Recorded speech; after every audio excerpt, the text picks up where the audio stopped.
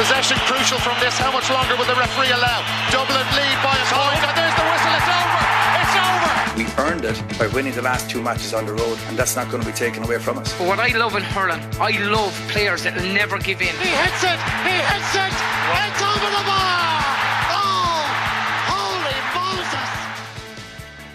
Hello, welcome to the RTÉ GAA Podcast. We're going to rake over the coals of the All-Ireland football semi-final day.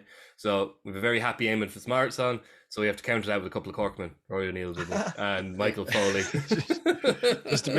just to bring the tone down a bit. To pick holes, Éamonn, that's what they're double going to do. marked. I'm being double marked this morning, Mikey. It's no fear of you. You're the podcast, David Clifford.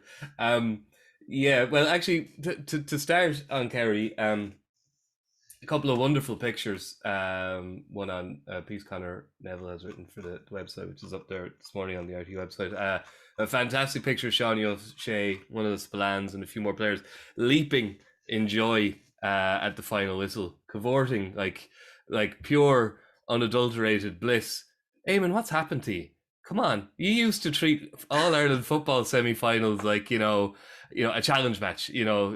That's one, dust off, back for the final. Which will probably win. There's an awful lot of happiness there. I think this one actually meant something, Éamonn, did it?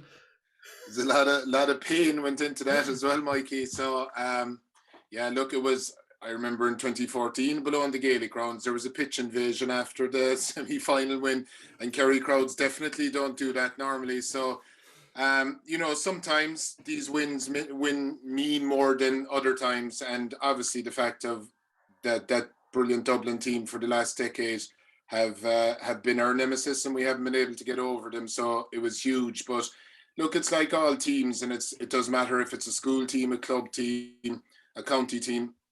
That photo of the Spillans and Sean O'Shea, if you think about it, they're from the same neck of the woods down around Kenmare, Templenoe and Kerry.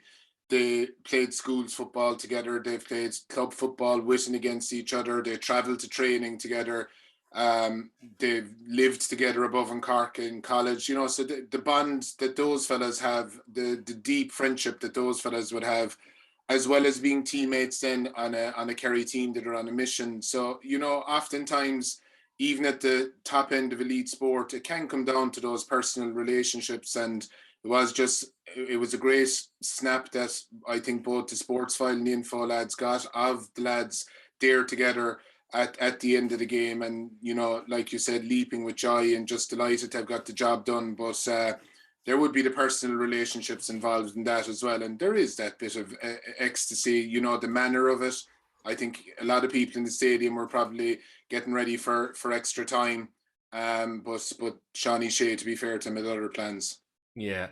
The reason for the outpouring, obviously, as well, Mick, to reference another photo, this one by James Crombie of Info, which he has on his Twitter account if anyone wants to have a look at it. The reason for the outpouring would have been the tension as well, which is perfectly illustrated in this picture. It's of Sean O'Shea, but he's not in focus. The crowd behind him is in focus, and it's brilliant. It's someone described it as a Where's Wally of emotion. There's everything there. There's people gnawing on their fingernails, people gnawing on their children's fingernails, probably. It's a great photo, isn't it?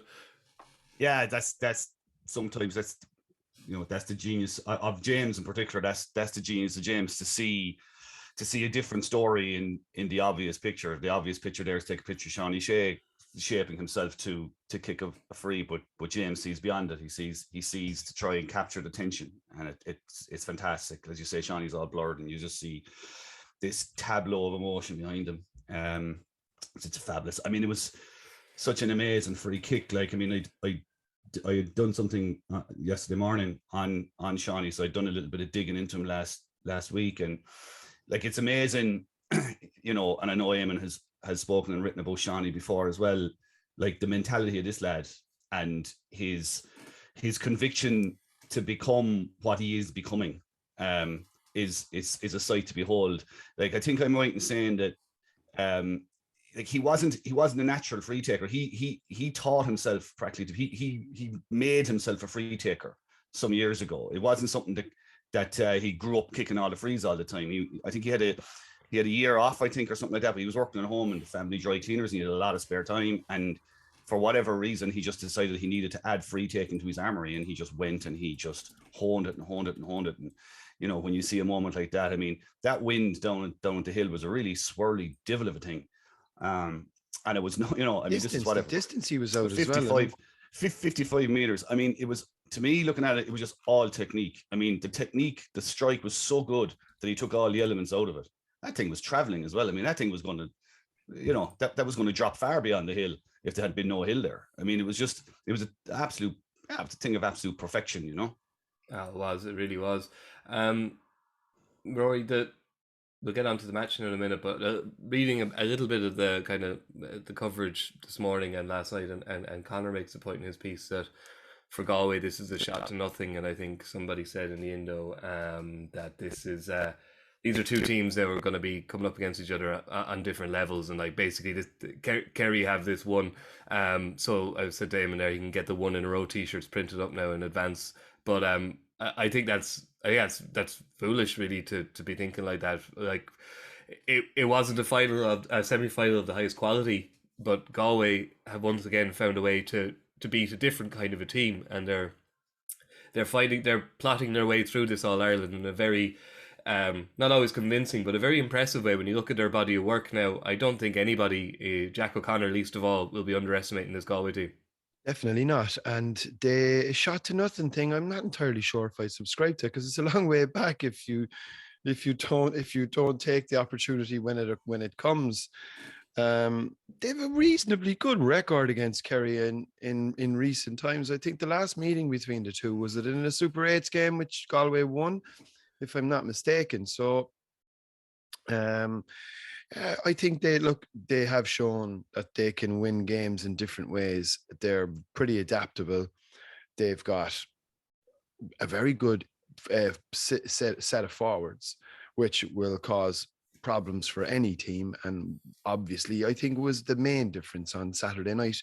They just had the better forwards, and that's ultimately what won the game, I think, for them. You know, I mean, from a Derry perspective, I think I was looking there. Did they score between the 11th and the 64th minute? Derry managed 1 point, maybe 2. Was it, Éamonn, or was it 1?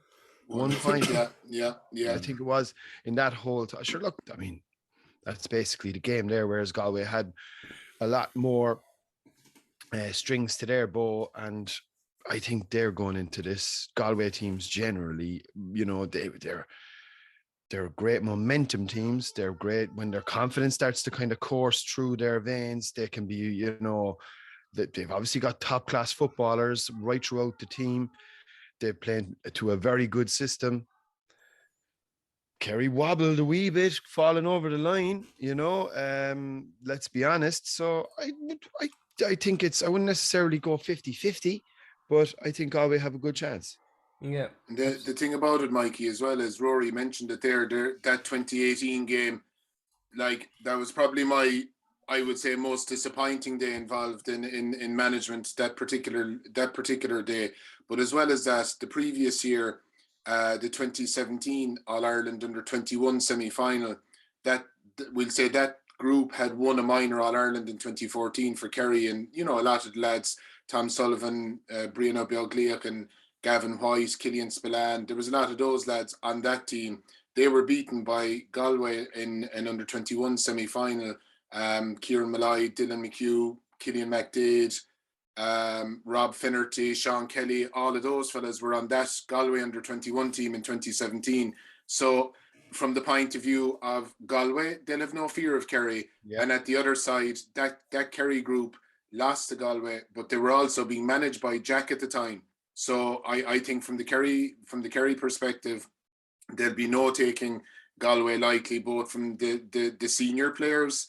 They would nearly all of those lads that played yesterday would have been playing in 2018 in that game in Croke Park in the Super 8s. And there's a significant cohort to them that would have played in that 2017 semi-final against Galway as well. So they definitely won't be taking them lightly, you know? Yeah. The only game really that sort of, I suppose, bucks all that trend is the league match from last year. Yeah, COVID completely wrecked my head. It was last year, wasn't it? Yeah. So like I was down at that game in Tralee where Kerry absolutely destroyed them. No, there's like, again, you can take that apart fairly handily. Like it was the first game post-COVID. Galway. There was a few guys that just clearly weren't fit. They just hadn't enough work done even remotely near where they needed to be at in the couple of weeks they had. But I do recall that it did prompt the sort of a dark night of the soul with Galway, a little bit, that game. Look, in a couple of weeks' time, depending on how it goes, you could be looking at that league game the same way as Tyrone would have looked at the league game they were on last year against Kerry. The lads are right. Like, I mean, Galway in an All-Ireland final are funny. Once they get rolling, doesn't matter what era it is, they will genuinely believe that they're going to win this game now. There's no question or doubt about it. And I would not. I'm actually surprised if this, like, I haven't, to be honest, no, I've only read a few bits and pieces. I haven't had a chance to go through it. I'm actually surprised if anybody is kind of saying this is a walk-in now for Kerry. It's a long way from a walk-in. Yeah, no, it absolutely is. Okay, so let's get on to looking at the games then, and let's start obviously with yesterday. A bit of a nail biter, I think it's fair to say. Éamonn, I was listening to the RTÉ Radio 1 coverage, and Jackie mentioned that watching this game with you was actually, in some ways, watching you was almost as interesting as watching the game. It sounds like you ran through the full gamut of emotions there, did you? It did, and normally I'd be poker faced enough, Mikey, but I actually had to write my piece for the Examiner after the game yesterday, and I found it hard to kind of gather myself and actually put some kind of an analytical spin on it. But it was, look, I think Kerry got an awful lot right and they played very well, but that Dublin team did what they do. They're just such champions. They just were not going to let it go easily, and that was epitomised by James McCarthy throughout the game, but especially in the second half. He just, the man has 8 All-Ireland medals, and it's not about the medals with him, it's about the contest in front of his face, and he just was not going to let it go, and he drove the Dubs on. And they made a couple of decisions at the end that in their pomp they wouldn't have done in the clutch. Niall Scully shot, John Small lumped the ball in on top of Dean Rock. There was a couple of things like that they did that normally they wouldn't do, and it gave Kerry the opportunities. But obviously it was huge relief at the end that Kerry won, because if they'd lost that game and in the circumstances of the game, and then when you put in the context of Conor Callahan not playing, there would have been some amount of soul searching for the next 6 months again. So it was hugely significant win for that group, and I was just delighted for the players, because they've been through a fair ringer over the last couple of seasons in particular. So it's great that they're into the final, but they'll know now that performance yesterday buys them 2 weeks, and they need to deliver again in the final to make sure that there's a positive winter ahead. Rory, credit where it's due to Kerry. Obviously, Sean O'Shea will get all the plaudits because ice in his veins, the technique that Mick was mentioning there. But how they won that free, which was a free, I think. I think there's a few people questioning it, but he may have been grabbing the ball, but he was grabbing the ball after coming through the back of him. I mean, it was but it was the lead up to the free. Kerry showed great courage, really, didn't they? That at that stage of the game, the short kick out, the run, the pass. I think it was Brina Buglig, wasn't it? It was they stuck to their process, as the Americans like to say, and it paid off. Whereas we've seen a lot of teams end game. Actually Galway did it in quarterfinal, against Armagh, where they kind of lost the head a little bit. Kerry didn't lose the head, and it was very, very impressive, like the way they finished out that game, and it's kind of what Dublin had done to them, 4 or 5 times in the last decade. So it would have been particularly sweet. Having said that, and that's absolutely fair. Geez, I got a sense if this ended up going into extra time, I thought the momentum was very much with Dublin. 100%, yeah. And the other thing, which I was probably surprised at, was I thought Dublin looked the fitter team as we entered into the last 10 or 15 minutes. Whereas, I thought that might have actually been quite a significant aspect if the game had gone into extra time. And there's no question at all in my mind that if Conor Callahan plays yesterday, Dublin win. So I think from a Kerry perspective, like over the 74, 75 minutes, I think they were the better side. And like, if you're to take the game as a whole, and I think it was hugely significant for them to get across the line. They did deserve the victory. There's absolutely no doubt about that. They can take a huge amount out of it. It's not easy. Like, I mean, there's so few teams that have been able to go up to Croke Park and beat Dublin, going back a long time now. I know this is a different iteration of the very many teams they've had since their great period of success began, but I think it's a hugely significant victory for Kerry football, and the genie could be out of the bottle now. Scary for everyone else. Yeah. I hope so.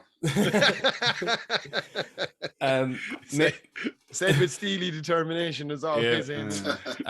Mick, there will be things for Kerry to work on. Like, obviously, you know, they'd conceded, I think, 2 goals, 1 from play between league and championship before yesterday, and taking nothing away from Costello's goal. It was fantastic. It was an absolutely fantastic goal. Like, maybe it wasn't actually defendable, but yeah, Kerry, like, they got a little bit leaky. They were listing there towards the end, and the impact of Paddy Smalls when he came on was telling as well. And like, they didn't look so sure-footed in defence in that, you know, in the second half, did they? No, but like, I mean, you're not going to get through a game without looking uncertain and leaky. I mean, if you told them, you know, if going out yesterday that they'd hold Dublin to what was it, 113, wasn't it? Yep. So like, you take that. Yeah, you take that all day. So like, I mean, you're always going to have spells in matches where you have to wear it to, and that was always going to be the question, given the performances against Tyrone, given the performance against Cork the year before, when it really mattered, when it's, you know, when the test comes, what are you going to do, you know? And like, I thought they reacted really well overall. Defensively, look, the goal was a piece of genius. I was in direct line behind the goal, you know, behind the shot, and he had a letterbox of space to aim at. It was genius. And he hadn't, genius. And he also hadn't really been playing that well. He hadn't played well. Michael, sorry. He had 4 shots on goal yesterday, Cormac Costello, and 2 of them leaked wide. 2 ones that he would probably have thought to have scored leaked wide. So it was great character from him to take it on and to see the chance. And Mick, it's also important to say he disguised it as well, because until he kicked the ball, you probably thought he might be shooting for a point, or he might be going to fist it over the bar. Yeah, and it was a great build up to it as well. I think it was like 2 or 3 long fist passes, like classic Dublin, you know, just stretching out the fist passes, and then you got like but the Kerry's reaction then, I mean, they made a couple of changes, brought a couple of lads off the bench, and they just sort of that, you know, that steeliness that you needed to see, that, you know, and I think David Clifford referenced it afterwards yesterday, that sometimes they lay down, in his words, in those scenarios. You know, they didn't lie down yesterday. I mean, the turnovers, I think they won the turnover battle by 1, which was crucial. And they just put Dublin under huge pressure. Keep in mind as well that, like, for the second half, Dublin had the wind, and it wasn't a wind that was going to win you the game, but it just gave them a bit in their sails. It allowed them to put Kerry and Galway to full forward, where a ball could stick in a way. But it was interesting, actually, when a couple of balls that went into Kilkenny, you could nearly see what they were going to do with Con if Con had been there. The minute Kilkenny got the ball, there was 4 lads on top of him. They were, you know, it was almost like a footballing equivalent of a choke tackle. It was just everybody was around them and they were holding them up. And that was going to be the plan. But, you know, again, to have the concentration and the drive and all the rest of it to actually execute that over and again, it was very impressive. And that probably, I mean, Shawnee's free obviously stands out, but I mean, I put it another way, like, if Niall Scully doesn't sky that ball up into the air, if he recycles it and plays it around the way the Dubs often did, that free would never have happened, and we could be talking a very different game now. But that comes back again then to another issue with Dublin, is the winning of tight matches. That seems to have gotten away from them. It's probably because the team is in flux and changing. That's the other thing, like here, like, you've got 2 teams that have intersected now at the point where we kind of down the years expected it may happen. Like this, as Éamonn referenced there, this was Kerry's moment to make a statement yesterday. If they had not won this game, I mean, I shudder to think of the prospects for a lot of them, an awful lot of them. A lot of lads who are heroes today, their careers would have been over today if they hadn't won. Yeah, it did, and I think that's kind of the point you'd be making, Éamonn, about the stakes here. So when you consider that, you know, they did stand up, and yeah, Niall Scully did sky that ball, which HawkEye couldn't have a look at, but I don't think needed to. They did stand up, and in the Hawkeye's had a tough couple of days. Yeah, we'll get on to HawkEye.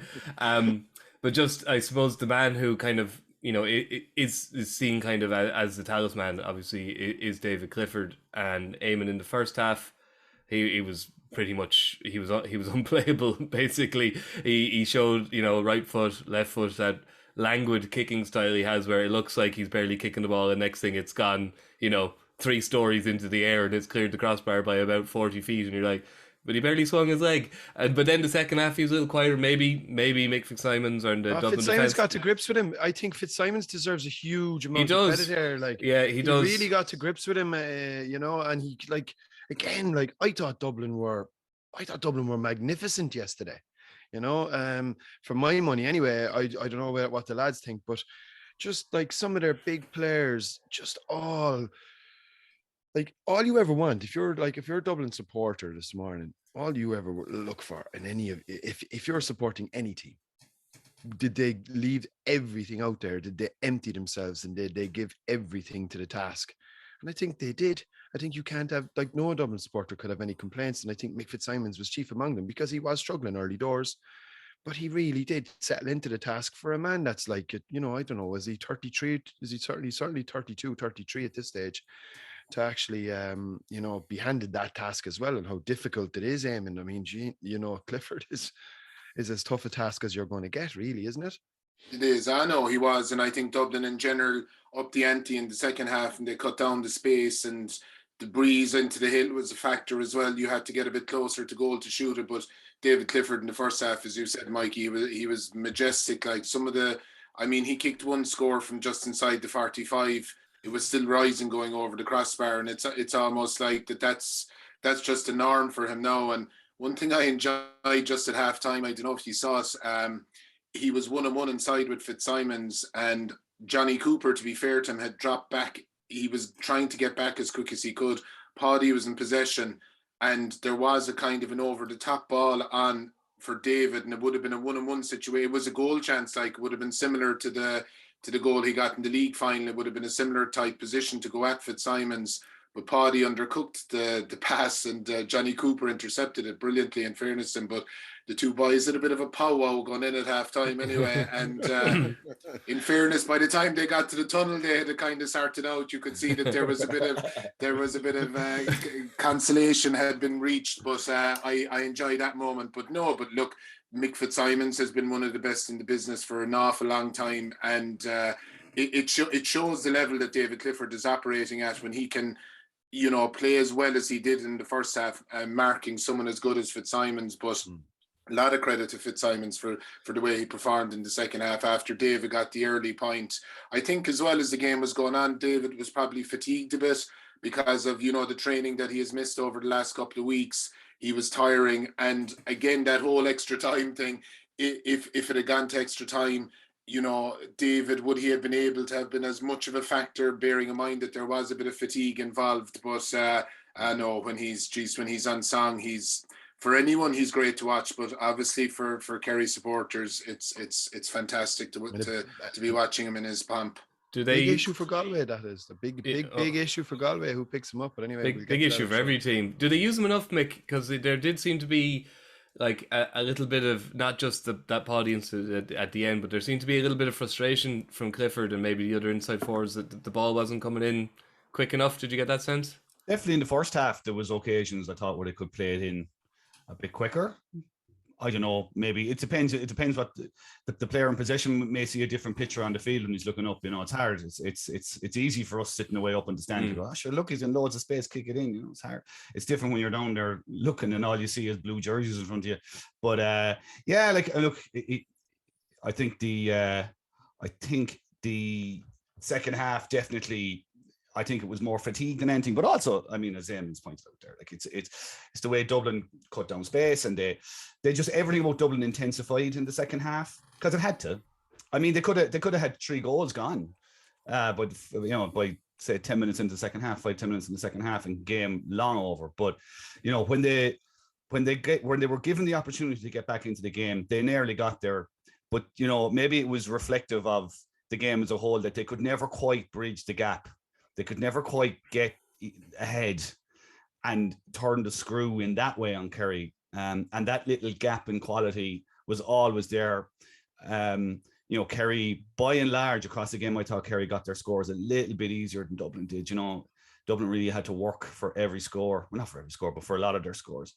So that kind of was kind of there all the time. And throughout the second half, you were feeling if Kerry get a second goal, we're done here. That was always the feeling, regardless of the gap. Well, I think if the penalty goes in, I think it was it's a done. Very long way back, wasn't it? Really, you're done. You're done. I thought it was a soft enough penalty. It was soft. I felt it was a soft penalty as well. Yeah, it was a kind of one that I like. You have to look at it. Was on the replay in real time. I was amazed it was a penalty. Then looking at the replay after, you're going, well, would that be given out the field? Maybe, depending on the ref. Yeah. Like, but it was for a penalty of such import. It was very soft, I thought.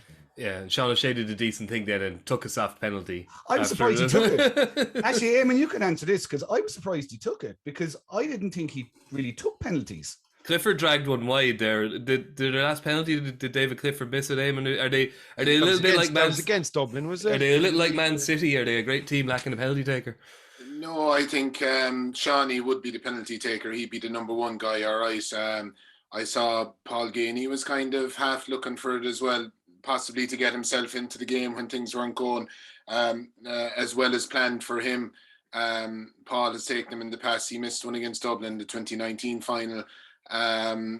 David, I remember scored my last game against Kildare in the Super 8s. He stuck a penalty that evening in Fitzgerald Stadium. He can take them as well, but Shawnee is the penalty taker. He is the he would be the number one guy. And it was for him, you know, such a sweet striker of the ball. It was an unusual penalty. I forgot to, when I was watching the television, I was thinking about it coming down the car. I was wondering, was he almost waiting for Comerford to move before he decided which direction he was going, and then he just ended up, you know, under hitting it. I meant to look at to see if his eyes, was he looking at Comerford to see if he moved. And in fairness to Evan Comerford, he didn't move and he stayed there, and he made a good save, and Shawnee underkicked it. But normally he'd blasted into one of the corners, and that's the way he takes them. Do you think, Éamonn, though, with once the penalty was awarded,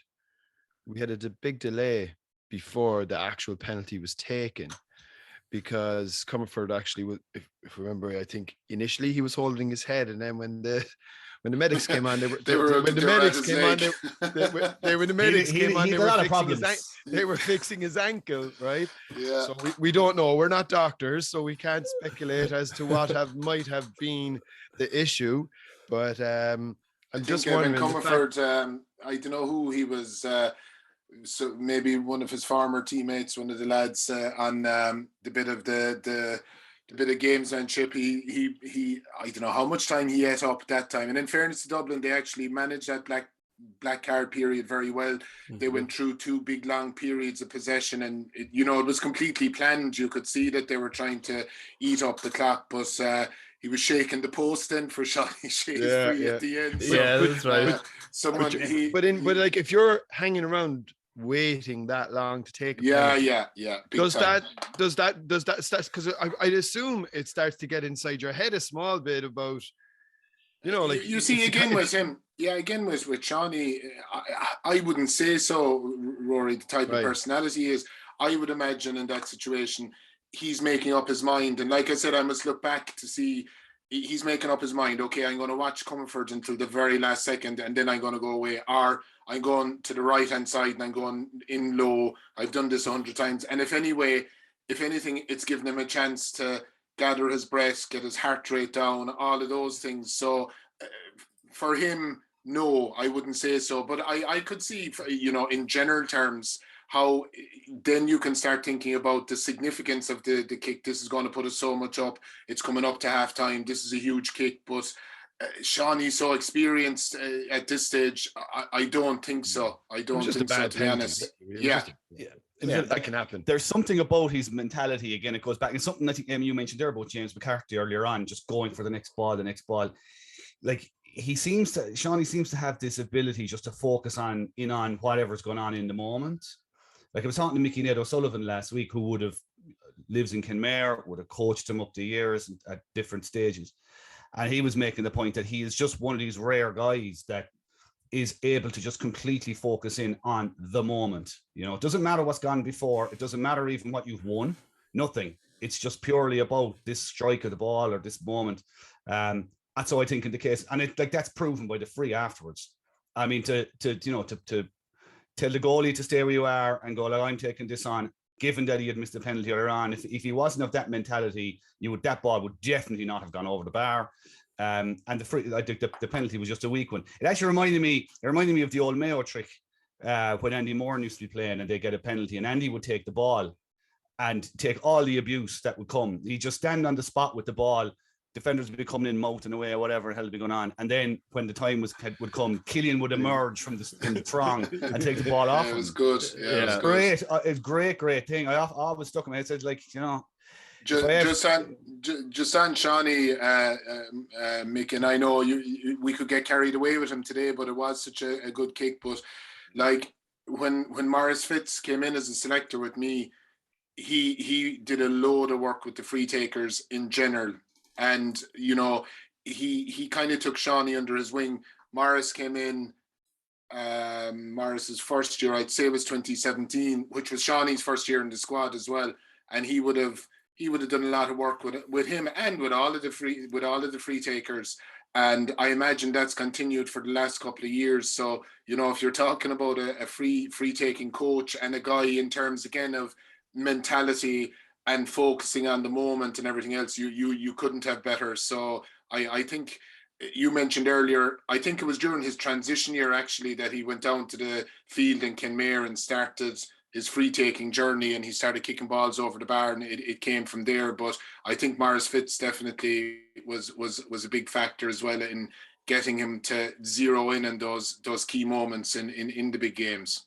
Oh, there's an image I can imagine. This is some form of like Kerry yoga or like mindfulness. I can imagine now. Mars Fitz and Shawnee O'Shea. You need a special golden ticket to get into that club, though, Mikey. Yeah, I know. Yeah, I'd like to be a fly on the wall for that one. Okay, Éamonn, just finally, same 15 for the final. Would you imagine? David Moore and David Clifford, the Davids are going to be fitter after two. They're not going to do a massive amount of training in the next fortnight, but they'll be fitter again, and that's good news, really, isn't it? Those two that little bit fitter. Absolutely, Mikey. And that game yesterday, in terms of the intensity and the pace of the game up and down the field, that have done more for the kind of match fitness of the whole squad.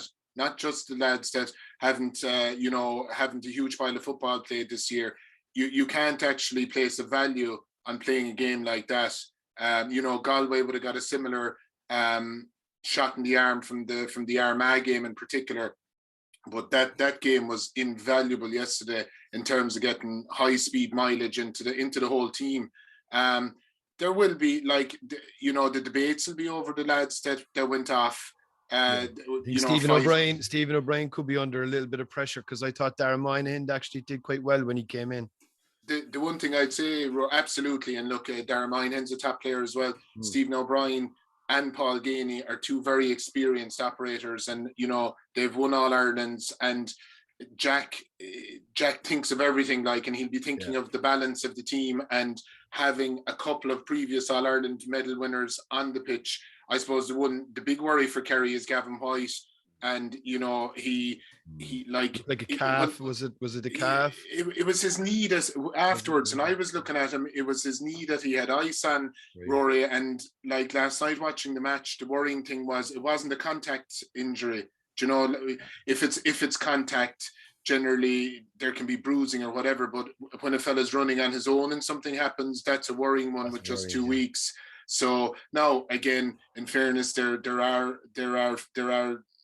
able deputies. Paul Murphy obviously hasn't been starting, and again, he's All Ireland winning experience. Gavin Crowley as well is a solid option. But the point always is that when you start to lose players and you're going further into your squad, then you're being robbed of replacements, you know, for the finishing stages of an All-Ireland final. But there will be a bit of competition, Mikey. They will play big football next weekend, and you know, farm will come into it then for the following week. And Jack is always a great man for horses, for courses, so he'll be looking at Galway and what he thinks is the best way to go at them, and will pick accordingly then. Okay, right. Let's get on to Saturday's game then, which obviously finished Galway 2-8. Rory, come on now. This was a fascinating game of football. We just keep talking about Kerry and Dublin. The first 20-25 minutes weren't that fascinating. Actually, Mick, it was so not fascinating that I went to Twitter and I saw there was more people talking about how much they liked the commentary duo of Darren Maloney and Éamonn Fitzmaurice than were talking about the game. There was a big love in for Fitzy and his commentator there. I tell you, it would go to a fella's head if you were that way inclined, you know. But what you call it? No fear, Michael. No, you're doing a great job on it. But what you call it? Yeah, like it's look. The first 20 minutes were played on Derry's terms. It was just, you know, Derry. You know, when a game unfolds like that, you have to look at both teams and go, well, what can either team do to make this better? And Galway could have done an awful lot more to make it better. I mean, they looked nervous. They looked a bit twitchy. They looked awkward. I think both teams are very nervous in the first quarter. Well, I thought that Derry would have been quite happy just in terms of the pace of the game, the way it was being played out. They made a few uncharacteristic mistakes as well in the opening quarter. I thought, you know, there was a couple of... perhaps, but like overall, I mean, it was a kind of game that reminded me of watching Donegal 10 or 11 years ago. Like they got a couple of points ahead, and you know, you kind of felt, oh Jesus, if they get another couple here, and then they had a goal chance that they didn't get. Kieran Malloy made the block of all time to prevent a goal. I think if that goal with his foot. Yeah. Anyway, it was a good block, and he if that goal had gone in, I think it could have been a different story. It was being played on their terms, but Galway, to be fair to them, they stuck to the shape. Again, no more than Kerry the following day. It was probably a test of Galway's structures and their trust and belief in what they were doing. Just to stay as they were, keep pushing Derry out to the flanks, make them recycle ball over and over again, because Derry have such a small number of shooters to choose from. You could see guys were passing up opportunities to go for scores. It was almost like they were told not to. We only have these many people to shoot. And also the other thing that really kicked in, I thought, was just conditioning. I thought Derry, they just couldn't get up and down the field the way they needed to get up and down the field in the manner they like to play it. They just looked tired, and when the ball wasn't going over the bar and they weren't getting the scores to maintain that momentum, it kind of just frittered away on them a little bit. But look, they've come an awful long way, like, you know. I mean, to get as close as they did, and to be in an All-Ireland semi-final where they were absolutely 50-50 in a lot of people's heads, more than 50-50 in a lot of people's heads. That's a huge leap. I wouldn't be beat, and I see some people are beating down on Derry the way they're playing and stuff. I wouldn't go that way, you know. I mean, there's a million different ways to play football. Yeah, and it's up to the opposition to deal with that style of play. And you know, games take on their own shape, you know. They do, and like anybody who's got a problem with a counter-attacking team who are mad to score goals, I like, you know, as you say, there's different ways to play football. Not everyone's Kerry, not everyone's Dublin. Rory, we might as well get onto it, because you probably have a better handle on the HawkEye timeline than anyone, I would imagine. So can you tell us how this all unfurled? Well, so the first thing is the officials did a really good job. I think they should be given credit here, because they did nothing wrong. And I actually thought, in fairness to Brendan Cawley, I think he's a very good referee as well, by the way. And I thought he had a good game. And his umpires, they put the flag up. Everything was going tickety-boo. Next thing I look over, and HawkEye pops up, and it says Neil. And obviously the word then goes into the referee. They call in HawkEye if they've made a mistake, and it shows up Neil, and everybody accepts that. And then there was a bit of commotion inside in our truck, because it wasn't so obvious from the main and camera angle. It wasn't even that obvious from the high behind, because the high behind was just slightly off center. It was the high behind from the far end, which obviously showed the ball I'd say maybe two feet inside the post, I'd say, yeah. And that obviously called into question then the integrity, operation, the machination of HawkEye. Unfortunately, I think it's a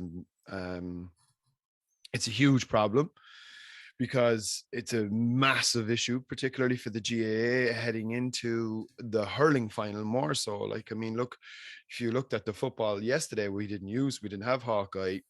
It was fine, a bit more pressure on the lads with the white coats, but it all worked fine. I think from a hurling perspective, it's a great tool for the officials as well. I'm not sure, especially the way the ball in hurling can move, like at the speed at which it can move. Did that actually go inside the post? The angle that sometimes those umpires are stood at as well isn't always the best angle. So it's a great backup. Now, the whole integrity of it has been called into question. I think that's unfortunate. I think technology is ultimately dependent on humans, and humans make mistakes. Obviously, there was a mistake made with this in terms of how it was calibrated and configured, and there might be an issue with this. And obviously, people are questioning, the integrity of it now, going back to previous incidents, which I think is unfortunate, and it's unfair, because I do think the technology has served us well. Is it a coincidence that this has happened on the same weekend that the England cricket team are playing a big test match, when HawkEye would be, a high priority, and the Wimbledon finals where HawkEye is in use, and the international soccer tournament that's happening in the UK at the minute, and the Women's Euros where HawkEye operate, obviously the goal line technology, and the fact that maybe the GAA wouldn't necessarily be the highest on the list of HawkEye's priorities. Another problem with the split season for you, Rory. Well, there you go. They're sending the work experience lads over from HawkEye to deal with it. That's look, the chances are it wasn't the A team operating it on Saturday and potentially Sunday. And look, I just think it's a shame. I don't think we can go backwards. I think we just have to fix the problem, and and that would be my view. I don't know how the lads feel. From a football point of view, I don't want to get too bogged down in that side of it. But Éamonn, I'd be interested, because it was 4-3 going in at halftime. Derry thought 4-3, which is obviously very low scoring. So every point has a currency that is, it's gone up. It's a point isn't a point when when the score is 4-3. It's more than a point. It's like, every single possession, as we mentioned with Derry before, every possession is like prized, and like they don't like to waste the ball, and so they went up in a point up, and then they come out of the dressing room and it's level. And Rory Gallagher was very magnanimous after that. Obviously, what else could he say? A point is a point. You have to give it to them. But that must have been difficult for them to kind of to go to be, for the equalizer to be scored while they're in the dressing room, so to speak. 100%, Mikey. And the thing about it was that in the first half, the stadium was quite flat. And when that happened, there was a buzz around the place at halftime, because the word began to go out, and what's going to happen, and there's the discussions going on, and there was a bit of theatre around it. And then when the score was awarded, the Galway crowd got up on their feet. It lifted the atmosphere, and it lifted Galway. And I imagine it had the opposite effect on Derry. And as Michael said earlier as well, the Derry game, like, it's so reliant on counter-attacking, getting the score and getting the lift of energy from that. Whereas what was actually happening to them on Saturday was they were getting turned over way more than they have been, and getting counter-attacked themselves. And that's the exact wrong thing that they need in their game, because they burst forward in huge numbers together to support each other. They get the score, they get the belief in their system, they get energy, the crowd are behind them, they get back into shape. But what was happening to them the last day was, when they were getting turned over, Galway were counter-attacking them, and the energy was visibly draining out of them as they were traipsing back rather than bombing back into their positions after getting the score. So I think that was a factor, but I definitely think the HawkEye thing after halftime, the timing of it and everything, it gave Galway a lift straight after halftime. Yeah, in a massive way. Mick, I suppose we need to talk about him, Damien Comer. One of the reasons why sage football analysts like myself backed Galway to win the All Ireland was because of the number of forwards they have. Like I'm not really a sage football analyst. I just counted up all the good forwards they had and said they could win an All Ireland. My guys, yeah. And this is why, because Shane Walsh is tied up from play. Rob Finnerty doesn't score from play. Matthew Tierney doesn't score from play. Patrick Kelly doesn't score from play now. They don't lean like Patrick Kelly isn't really the scorer in chief in there. Johnny Heaney gets a point. So you're thinking, right, that's Galway done, but it's not, because the bull in the china shop, who thankfully is free of injuries, just absolutely comes into it, and he was enjoying himself so much. Like, some people probably kind of not be fearful. You wouldn't say that of an inter-county footballer, but some inter-county footballers mightn't relish playing against a team like Derry. You get the impression Damien Comer absolutely lives for it.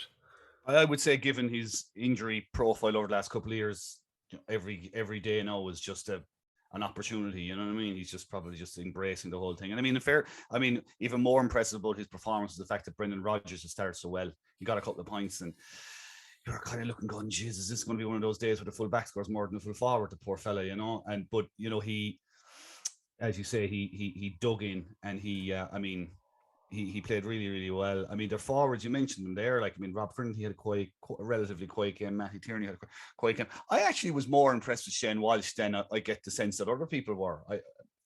Maybe I'm giving him too much credit. I mean, the 3 frees after half time were essential, number one. If you, of course, you know, when you look at Shane Walsh, you want to see him involved more in open play. But I was watching him through the game, and I just felt, Christ, he's putting in a great shift here. Like, defensively, he was exactly what Galway needed him to be. Whenever he got the opportunity on the ball, I thought he was very good. He held the ball really well, kept it moving around. Like, I thought he had a really, really good. I actually thought he had a really good game. Maybe I'm completely wrong, but I got the impression he had a very, very good game. And then it was the kind of game that, obviously, it's almost obvious to say it, like, but goals were going to be huge. And for Comer to get the first one, and then of course the second one was just, I mean, you know, he had what I loved about it was he had Rodgers beaten before the ball even got to him. He had him beaten on the turn before the ball even got there, you felt. And once he got it, then, I mean, the finish was just magnificent. Like, I mean, he made a very difficult chance look fierce easy. A long kick into an open goal might sound handy out, but geez, that could have gone anywhere. And in anyone else's hands, that could have gone anywhere. But like, it's going to be a great battle. I mean, you look at it now, and I'm sure it'll be built up in this way, you know, between Comer and Clifford, like who will gain the advantage in the final, you know, which is an entirely different conversation. But it's great to see Damien Comer flying, because he's one of those players that brings energy to the thing. And, you know, he brings, as you say, that kind of bull in the china shop sort of energy to it, and fantastic technical player as well on top of that. Oh yeah, now that when I say bull in the china shop, that's like the aggression he brings. Like, the skills are evident. Rory, was any of what an ovation he got coming off. I thought spoke volumes for classic Pádraig Joyce. That was a good move. Like, you know, he was already creating the atmosphere for the final. He was getting, you know, big cheer for Comer, get the crowd going, and obviously give another lad a few minutes just on the pitch. But like, it was Rory, there was a lot going on with that substitution. Rory, I have another technology question for you. After HawkEye, what's the story with Pádraig Joyce's AirPods? They weren't there in the first half, and they were there at the end of the match. What's going on? It's a good question. Like, I suppose they made, like, probably their stats, man. I would imagine there's somebody feeding something into somebody feeding some class of information. But yeah, sure. Look, I think most managers. I mean, you wore an earpiece, didn't you? Did you have a spotter? No, I didn't wear. I didn't like it, Rory. I just didn't like. I didn't like someone else in my head. I just preferred to watch the match myself. But we'd always have had one, if not two, of the management in the stand, and they would have been wired up to the other member of management on the line then, and we would have communicated away. But what I find fascinating about the Pádraig Joyce one, going right back to the Mayo game, I noticed that day is that Cian O'Neill is wired up the black wire that's, you know, that's the kind of internal walkie-talkie system like this. Cian O'Neill is wired up to that one, so I imagine it's John Dively on that one. John Dively always seems to sit in the stand, and he's the eyes in the sky. But Patrick Joyce has someone on the AirPod then as well. So maybe he's just listening to music. I could be listening to music. I was going to say, he's like True Crime Pod or something. Joe Dolan. Yeah, he could just be like just chilling out. He just needs to, zone out. The 75,000 people screaming behind him. Éamonn, was any of the gloss taken off this for Galway with that late goal because of the fade outs which we discussed in detail here on Thursday?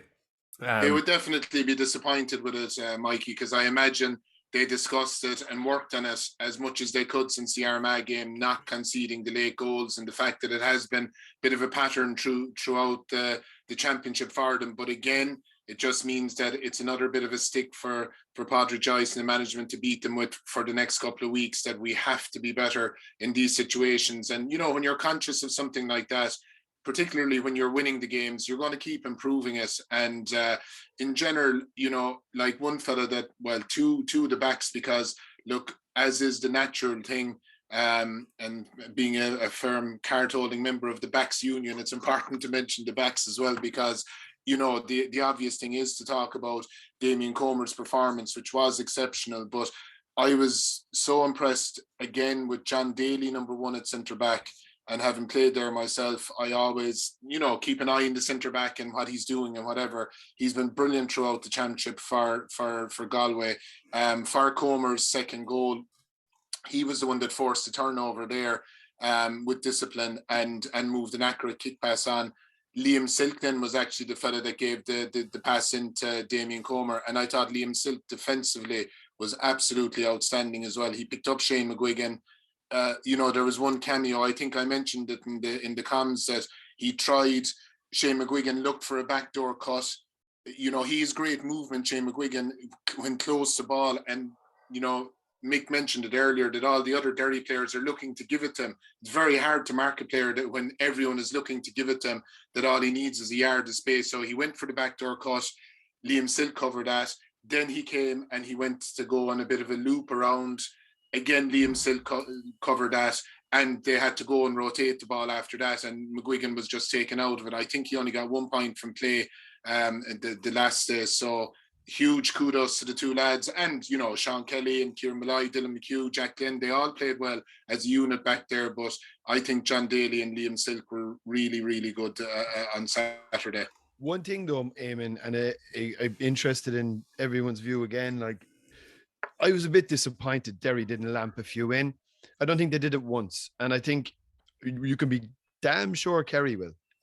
Because if you look back, obviously, to the Armagh game, there is a weakness there. We're letting balls bounce inside the small square. Like, Armagh got such huge joy. I was expecting Derry to at least try it once. And they didn't, and for them to not try it at all, okay, they mightn't necessarily have the same targets and it's not necessarily their game. But if you see a big opposition weakness where they're like, if you just lamp one in, you never know what can come off it, because they have they're a bit ropey in dealing with it. And for them to not test Galway at all on that, I thought was slightly disappointing, because I'd be fairly certain Kerry will. Yeah, no, I agree with you, Rory, and I think by the end of the pitch, when Emmett Bradley was on the pitch as well, either himself or Conor Glass could have gone in there as an option. And, again, it's something that could have been practiced in training. But having said that, it goes against everything that Rory Gallagher believes. And he doesn't believe in putting percentage balls up for grabs and putting it in there. Now, bearing in mind the opposition, and that is one of his calling cards, and one of the things he gets credit for is he looks at the opposition and he tweaks things. And, when you're practicing the scenarios as a Derry manager or as a Derry player, okay, lads, we're 4 or 5 points down. What are we going to do? Maybe we'll try this. We'll put Conor Glass in at the edge of the square and we're just going to bomb ball in top of him. But I reckon if they had done that late in the game, Conroy would have just followed him back and he would have been just, under the high balls, flaking it out as well. They're probably so conditioned to the way they play as well that, for all we know, it could have been something that he mentioned in passing and said, look, if it's on, give it a rattle. But again, maybe it was that lack of energy as well, maybe that the ball wasn't always on, the right guy wasn't always in close to goal but same as you lads. I was surprised now that they didn't. Just chance one, like what they were doing wasn't working anyway, Mick. Do you know what I mean? I know. I mean, the thing is, when you get to this stage of the game, particularly for a team like Derry, you like to bring difference, something different, just to throw the opposition, because they're deliberately operating off a relatively small pool of players. If they would have been very analyzable for Galway, so you would like to kind of be bringing something a bit. Just throw an old curveball in somewhere just to see how they'd handle it. I was surprised, but again, when you're in the white heat of that stuff and you're just conditioned to do a certain thing, you will fall back on what I know is the safe thing to do, and that's experience as well. And like as I say, like these are the agonizing small steps now that Derry have to take next. I mean, they've made the big leap. Now it's about developing a forward or two. It's about looking at other aspects of their game management. What would I do differently if I had that ball back again? That sense, all that stuff that comes with being in these situations, So, it'll be interesting to see how that kind of blends and sits in them for the next year or two, Yeah, and Kieran McFall back as well will be a big one, Michael. That once he's accepted back into the setup. Well, that's what I was going to say. Yeah, I mean, I think there might be a job of work, possibly more so on Kieran McFall's side of things than the management side of things to get back in there. Also, Callum Lynch in Australia is a massive. Like Callum Lynch is a serious card for them to play if he was back. Not necessarily, not a sort of, what would you put it? Not a beautifully gliding player of the Clifford type, but a guy who can really make a huge difference in close to goal. If we're talking about, I mean, if Callum Lynch had been on the edge of the square the last day, they would have been bombing balls in. They absolutely would have been bombing balls in. So it'll be interesting to see whether he materializes back in Derry in the next 12 months. Yeah, well, McFall can always say, if he's in the States, Interflora, he could send Rory Gallagher some flowers to start with, and then kind of soften things up, and then bring him back some Hershey Kisses from some chocolate you can't get in Ireland. That's another good step, and then we'll see where he's getting to. Mention of the Tailteann Cup final, Rory, as it has delivered for most of the year, entertainment. Obviously Kieran Martin's goal is getting a lot of headlines, but I thought that the block by Maguire at the end was just fantastic as well. It was unbelievable, and it was in a lot of it was the better game on Saturday, let's be honest, in terms of end to end and attacking football from both teams. Both teams entered into the spirit of it in a good way as well. And it's been the kind of feature of the Tailteann Cup from the very get-go. Like, as I was saying, there is a kind of a tally-ho kind of a feel to the football that's played in it, in that you'll score, I'll score, you'll score, I'll score. It's the kind of divide of any of the cynicism that you would associate with the kind of latter stages of the All-Ireland, will say, Sam Maguire level, and it has an innocence to it, which I think is great. So what you're saying is we'll know it's been truly accepted as a tournament when everybody is not playing like this. Well, like, there is a niceness to the football. Now, obviously, look, we saw an unfortunate tackle by Tom Scalligan, and look, I think he was just ever so slightly late. But by and large, the football that we've seen in it, it's nice, like, it's lovely, it's great old football, and it's lovely stuff to watch. That's and I think it's a good thing. But well done, Westmeath. Oh God Almighty! Like, I mean, short of going down and patting him on the top of the head there now. I'd say. I mean, I think I take the point. I mean, I was caught. I'll be honest. I was caught in a bit of traffic now coming in on Saturday, so I only got to see a bit of the second half of the final. But I mean, yeah, okay. It's maybe not as cynical, if you want to put it that way. That's it. I'm not saying this in a patronizing way. Sorry, Mick, and if that's the way it came across, I apologize. I didn't necessarily want to say it that, but I think it doesn't have that kind of cynicism that we're seeing in, we'll say. I think it just struck me actually before the Kerry Dublin game started. Like, what you've seen in the Tailteann Cup is teams, most of the time, teams of equal ability coming up against each other, which in itself invites teams to have a go. Because both teams will feel we can win this if we go after this game. Yeah. In the same way that Kerry and Dublin, there's a freedom in it. In the same way that Kerry and Dublin would have gone up against each other yesterday, and both of them believing we can win this game. And I mean, if you think about it, trying to even analyze Kerry Dublin coming into yesterday was really, really difficult, because we still, even though the number of games they're playing is increasing over the years with backdoors and all the rest of it, you still play a relatively small number of football games. So like Kerry and Dublin, and particularly against teams of equal ability at that level. Yeah. So I mean, Kerry and Dublin was, I mean, trying to predict. I mean, that's why all the conversation came down so focused on Con, because we hadn't an opportunity to see Dublin play without Con really in a game against a team like Kerry. So suddenly it's like, well, if Con's not there, they're goosed. For all we knew, Kieran Kilkenny was inside in training, burning it up at full forward, and Paddy Small was flying, coming off, and you know, and who knows? But because the teams in the Sam Maguire so rarely play teams of equal ability down the years, it's very, very hard to get a form line, number one, and number two, you tend to get these mismatches, and as a result, you have teams developing defensive styles just to try and hold out, and try and squeak a win. Whereas if you look at the Tailteann Cup, that's not the case, because, okay, fair enough, I take it that it's a kind of, lads are having a free shot, and they're not too worried if they win or lose, but at the moment, that's the case at the moment. But by and large, I think the fact that teams of equal ability are playing each other is benefiting that competition, and down the track, it will benefit the Sam Maguire Cup as we go forward, that you have teams more often playing each other at the same level, and the type of football we're seeing will improve. Yeah. That's hope anyway. Éamonn, they're obviously now in the Sam Maguire next year, Westmeath, which is great for them, and I think most of us predicted a Cavan win, so better again. And they obviously have some fantastic footballers. You know, we've I think their forward line has moved on from being John Heslin plus 5 others. There's now definitely a supporting cast, or even you could say new stars in the likes of Ronan O'Toole.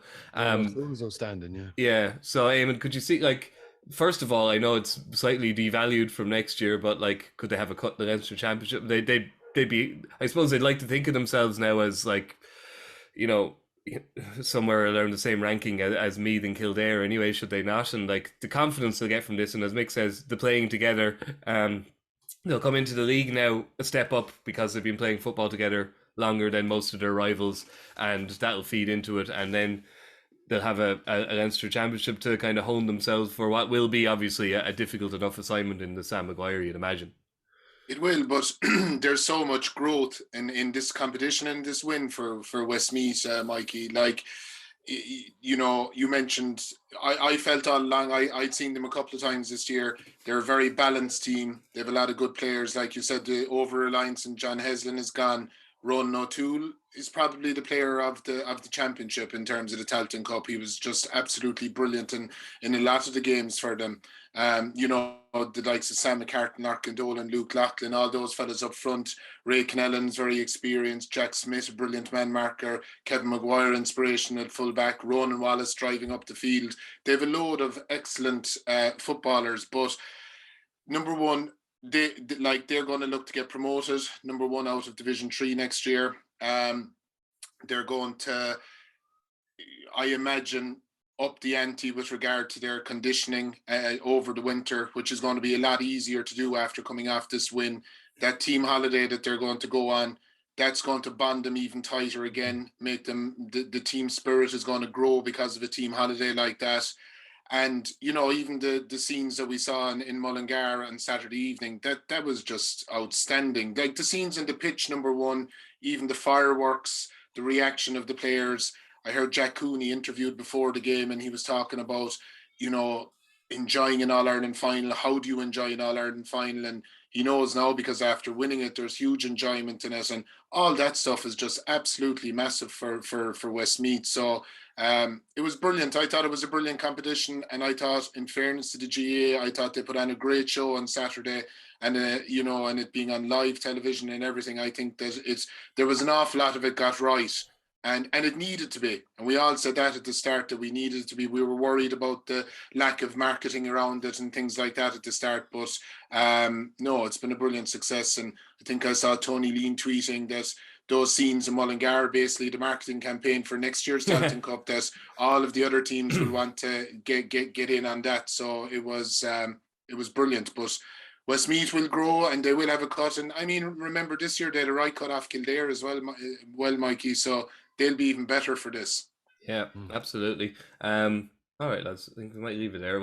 I mentioned too. It was a good weekend for Galway football. Obviously, their Miners had a great win. You don't beat the Galway Miners 3 times in a row after getting two fairly convincing beatings from Mayo. They went to the All Ireland final, and spare thought for our Mayo friends who may have to watch on in a fortnight's time as Galway win in All Ireland. First time around. First goal for this team. It would be fairly typical.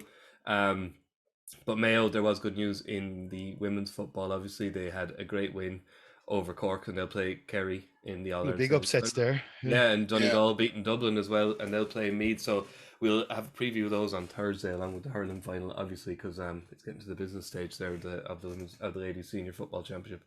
Okay, lads, thanks very much to Mick and to Éamonn and to Rory. We will be back, as I said, on Thursday, so we'll chat to you then. Good luck. Crucial from this. How much longer will the referee allow? Dublin lead by a point, and there's the whistle. It's over. It's over. We earned it by winning the last 2 matches on the road, and that's not going to be taken away from us. But what I love in hurling, I love players that never give in. He hits it. It's over the bar. Oh, holy Moses.